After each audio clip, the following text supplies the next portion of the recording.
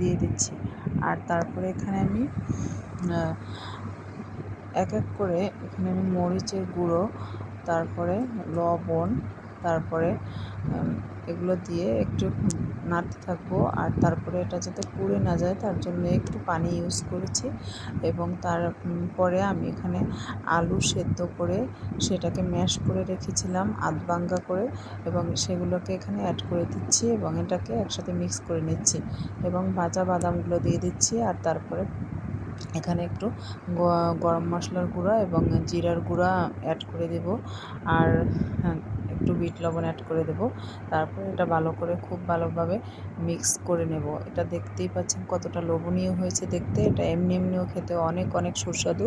আর এটা সিঙ্গারার ভিতরে পুর হিসেবে দিলে এতটা টেস্টি লাগে সিঙ্গারা খেতে, মানে খুবই অসাধারণ একটি সিঙ্গারা এটা।